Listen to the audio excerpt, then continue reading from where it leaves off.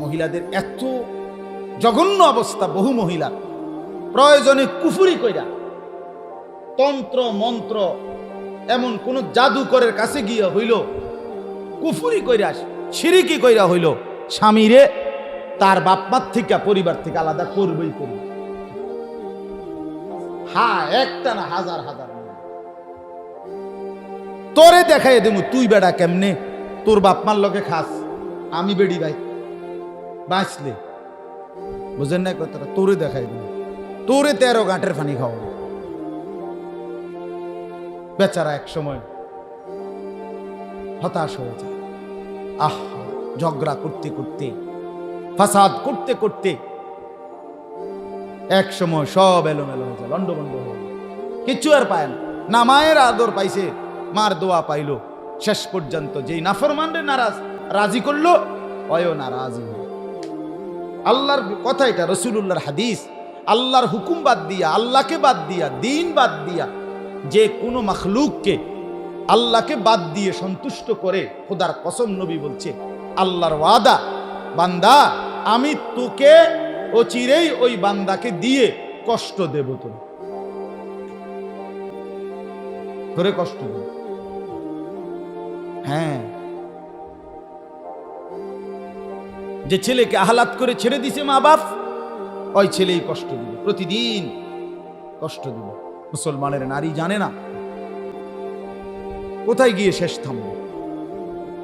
নিজের রূপ যৌবন, নিজের শরীর, নিজের গহনা অলংকার সাজগোজ, শেষ পর্যন্ত কাকে, শেষ কয়জনকে দেখাইয়া তার তৃপ্ত হবে, কোথায় গিয়ে থামবে সে জানে না। অথচ কোরআনে আল্লাহ বলছে, বান্দা শোনো, কোথায় গিয়ে থামবে জানো? ইলা রব্বিকা মুনতাহা, তোমার রবের নিকট তোমার শেষ গন্তব্য।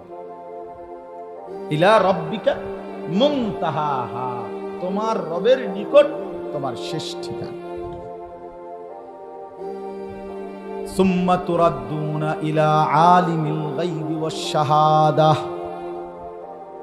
রব্বুল আলামিন বলেন, তোমাদের সকলকেই প্রকাশ্য এবং গোপন সব যিনি জানেন, সেই মহান আল্লাহর নিকট ফেরত নেওয়া হবে। ইলাল্লাহি মারজিউকুম জামিআ, আল্লাহ বলেন আল্লাহর নিকটেই তোমাদের সকলকে একত্রিত করা হবে। ফায়ুনাব্বিউকুম বিমা কুনতুম তা'মালুন, অতঃপর আল্লাহ বলেন আমি জানিয়ে দেব বান্দা, তোমার পুরা জিন্দেগি তুমি কি করেছো। আল্লাহ কোরআনে বলেন, ওয়ামা রাব্বুকা বিগাফিলিন আম্মা তা'মালুন, তোমরা যা করছো বান্দা, তোমাদের রব আল্লাহ তোমাদের বিষয়ে এক বিন্দু গাফিল নন, সব জানেন, দেখেন, বুঝেন।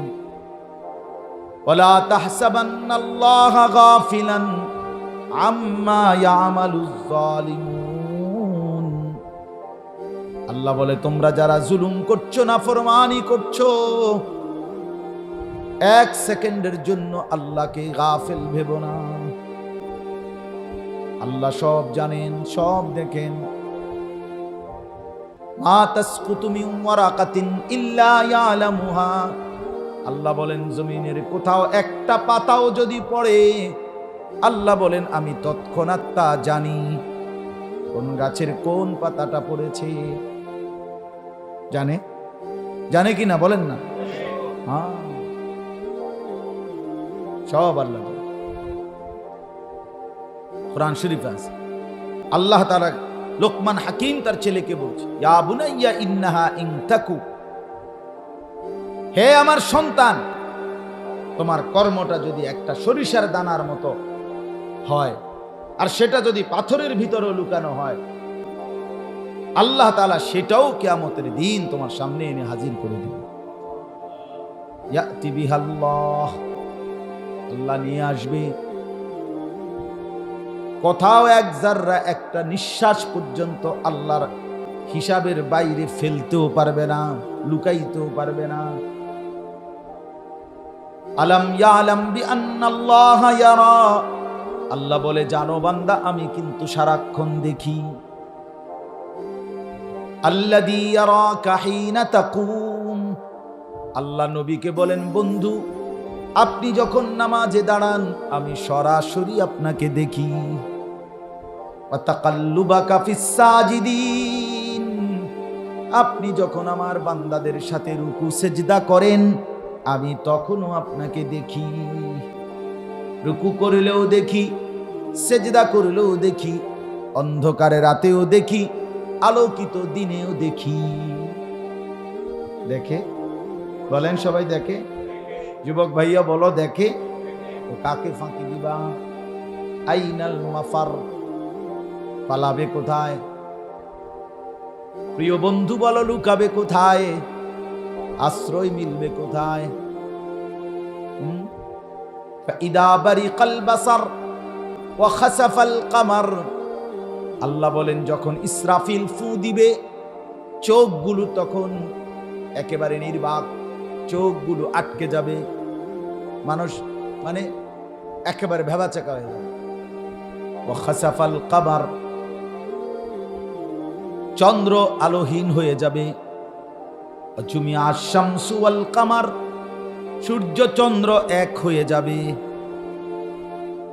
ইয়াকুলুল ইনসানু ইয়াউমাইদিন আইনাল মাফার, প্রতিটা মানুষ দৌড়বে, ভূমিকম্পের মতো জমিন কাঁপবে, আর লোকেরা একজন আরেকজনকে বলবে আইনাল মাফার, বলো বন্ধু পালাবো কোথায়, লুকাবো কোথায়? আল্লাহ সাথে সাথে বলেন কাল্লা লা ওয়াজার, না না বান্দা আজ আর কোথাও আশ্রয় না। ইলা রাব্বিকা ইয়াউমাইদিনিল মুস্তাকার, আজ শুধুই কেবল গন্তব্য ফিরে যাওয়া তোমার রব আল্লাহর নিকট। কোথায়? ইউনাব্বাউল ইনসানু ইয়াউমাইদিন বিমা কদ্দামা ওয়া আখার। এগুলো এমন আয়াত সারা জিন্দেগি পড়তো মানুষ, এবং কোনো ব্যাখ্যার কিছু নাই। কি কি ব্যাখ্যা করতো বুঝেন না এমনি কথা, এটার খুব তফসিরের কিছু আছে নি, এটা ব্যাখ্যার কিছু আছে নি, বাংলা কইলেই তো আপনি বুঝেন নাই।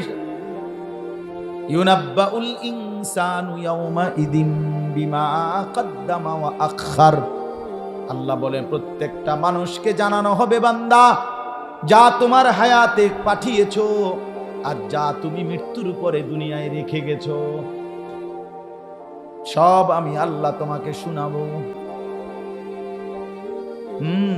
ফাইদা নুফিখা ফিস সূরি নাফখাতুন ওয়াহিদা। আল্লাহ বলে বান্দা ইসরাফিল শুধু একটা ফু দিবে, একটা ফু। কয়টা ফু? নাফখাতুন ওয়াহিদা, একটা ফু দিবে। ওয়া হুমিলাতিল আরদু ওয়াল জিবালু, এক ফুতে জমিনও কাঁপবে, আসমানও কাঁপবে, পাহাড়গুলো কাঁপবে। জমিন নড়ে উঠবে, পাহাড় নড়ে উঠবে। ফাদুক্কাতা দাক্কাতাও ওয়াহিদা, সব একসাথে, পাহাড় জমিন দুইটা একসাথেই চূর্ণ বিচূর্ণ হয়ে যাবে। ফায়াউমাইদিন ওয়াকাতিল ওয়াকিয়া, আর ঠিক তখনই আসল ঘটনা মানে কিয়ামতের মাঠ সংঘটিত হবে। হায় ছেলেরা বাবারা, কেউ বুঝলো না আল্লাহর কথা এতভাবে আল্লাহ বলছে। কোরআনুল কারীমের পৃষ্ঠায় পৃষ্ঠায় আল্লাহ বর্ণনা দিছে, কতভাবে যে কইছে ও বিশ্বাস করে যদি পড়তেন, যদি বুঝতেন। না পড়তে পড়তে আল্লাহর কথা না শুনতে শুনতে কলজা পাথরের মতো হয়ে গেছে। আখিরাত বলতে লাখো কোটি মুসলমান কিছুই বোঝে না, শুধু দুনিয়াটা পারে না, সিরা খাইবে, কিন্তু অভাব যায় না, কিস্তি শেষ হয় না, প্রয়োজন পূরণ হয় না, একটা ঠিক করলে আরেকটা ভাঙ্গা যায়। আমার এই ছোট জীবনে প্রতিদিন দেই খরচা ভাই,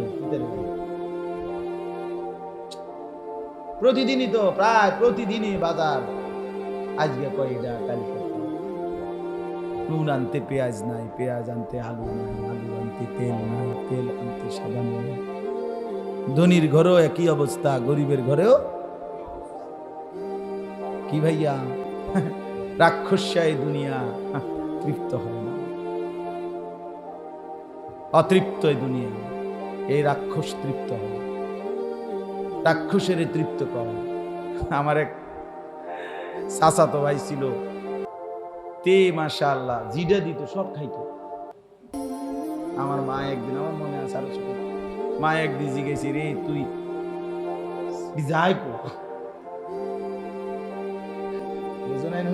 যাই না, হেতে উত্তর দিছে খুব সুন্দর, কয় চাচি আমার ইতিহাস, আমার পেটটার ভিতরে দুইটা হাঁসের বাচ্চা আছে, হাঁসের চাপ ইডি সব খায়, হাঁসের বাচ্চা বেশি খায় আর কি, সারাক্ষণ কি করে, হাঁসের বাচ্চার নিয়ম হলো বেশি খাবার খায়, হাঁসের চাও সারাক্ষণ খায়। তাহলে দুনিয়া যে সব গিলে খায় আবার হাত তৃপ্ত হয় না রে বাপ, তৃপ্ত হয় না। এই জন্য আমরা প্রত্যেকেই ভাবতে হবে, এই ছোট্ট মজলিস সামান্য হোক, মাদ্রাসাটা আমি যেটা বললাম, আমার কথা হলো এটা, আমি এই জন্যই আন্তরিকভাবে আমিও চাইছি ইসিম আর মুসাম্মা এটা একটা গুরুত্বপূর্ণ বিষয়, অর্থাৎ যার নাম রাখছে যা, তা যেন তার আচরণ দ্বারা কি হয়, প্রকাশ। বদিউজ্জামান কই, মৌলানা কই, হ্যাঁ। তো এইটা আমার কথা হইল, যেহেতু নাম যেভাবে হোক সুন্দর লাগছে, পছন্দ হয়েছে, দেওয়া হয়েছে, তারবিয়াতুল উম্মাহ, তো এখন যেন এখানে উম্মতের তরবিয়ত, উম্মতের জীবনের পরিচর্যা, মানুষের জীবন গঠন, এইটার ফিকির যেন হয়।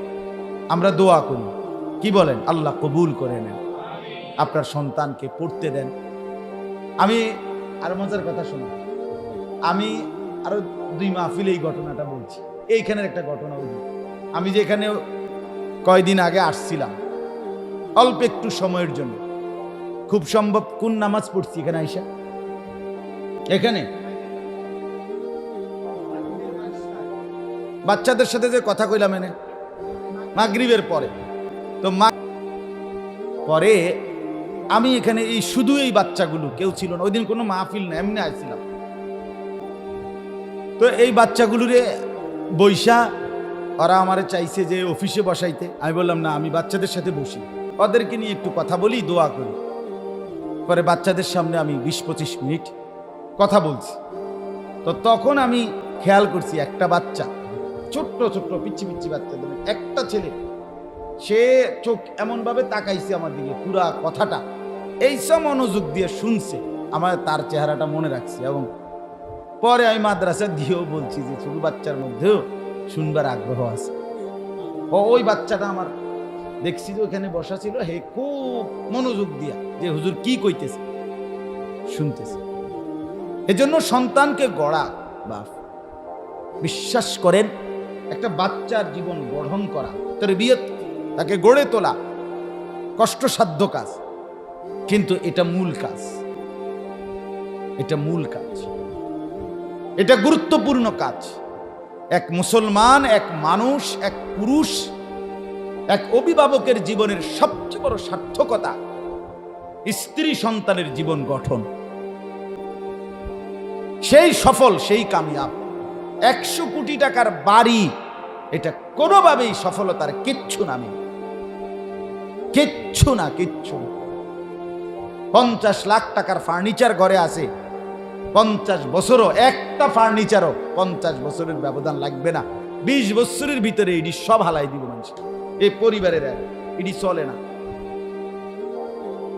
না এগুলো।